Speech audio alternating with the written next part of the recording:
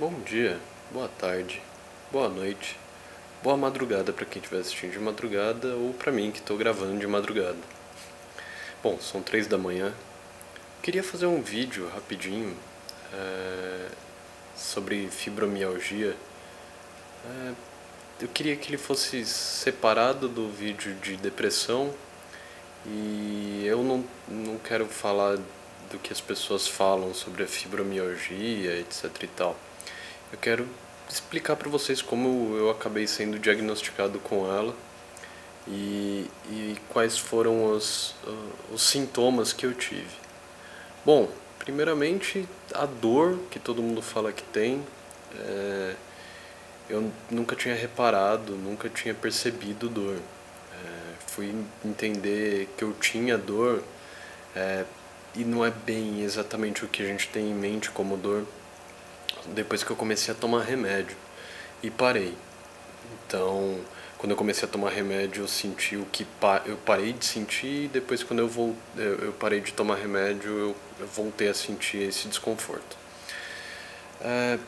Bom, basicamente, eu sempre fiquei muito intrigado com duas questões, dois pontos que eu procurei diversos médicos, achei que eu pudesse estar com anemia, com algum problema motor, sei lá. Primeiro é a questão da fadiga. Tem bastante gente que tem fibromialgia e que relata esse sintoma, e ele apareceu em mim. Por exemplo, em trem eu não conseguia ficar muito tempo segurando a mão para cima, porque eu achava que era um problema de circulação ou fraqueza por alimentação, e minha mão começava a ficar pesada, começava a me incomodar, e eu nunca consegui ficar muito tempo com ela para cima. É um pouco chato para escovar cabelo, para lavar cabelo, para fazer alguma manutenção que eu tenho que estar embaixo do carro, porque eu preciso de tempos em tempos parar e largar minha mão para ela descansar, meus braços para eles descansarem. Outro ponto é perda de força nesse movimento aqui da mão.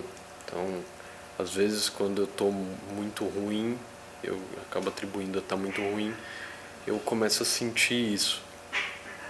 E os gatos vão estragar o vídeo de novo.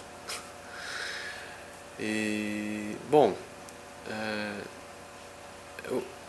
eu tô comentando porque eu fui em diversos médicos, eu fui em clínico geral, eu fiz uma bateria de exames e nunca apareceu nada. E uma vez eu comentei com a minha psiquiatra, na época a doutora Ingrid, e aí ela mudou meu medicamento para esse que combate esses sintomas, e aí eu mudei completamente. Então, questões de sono, eu sempre tive muito problema para dormir, dificuldade para dormir, eu tive sempre muito problema para dormir mais do que 5 horas por noite. E hoje eu avalio essa dor que eu tinha, que para mim ela se manifesta muito mais como um desconforto. É como se eu tivesse a todo momento com meus braços e minhas pernas em uma posição errada, torcido, de mau jeito, e por isso que eu não consigo ficar parado. Eu sempre estou mexendo minha perna, quando eu não estou com os tique nervoso de ficar balançando a perna, eu estou sempre mexendo o braço, eu não consigo ficar muito tempo numa mesma posição. E isso para você dormir é horrível, né? Porque você precisa justamente ficar na mesma posição para dormir. Então eu só consigo pegar no sono quando eu estou extremamente cansado. Que aí eu paro por, sei lá, 5 segundos numa mesma posição e aí eu durmo. E, obviamente, aí isso vira uma bola de neve. Vocês podem pesquisar sobre fibromialgia por aí. A baixa qualidade do sono faz a fibromialgia ficar pior e vira uma merda sem tamanho.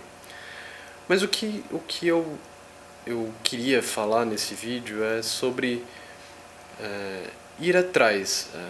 Você tem alguns sintomas, você tem questões que te incomodam e que de repente você se se viu nesse meu breve relato aqui, vai atrás, de repente vai conversar com um psiquiatra, pode ser que seja inúmeras outras questões que não tem necessariamente uma causa física, não vai aparecer em exame de sangue, não vai aparecer em exame nenhum.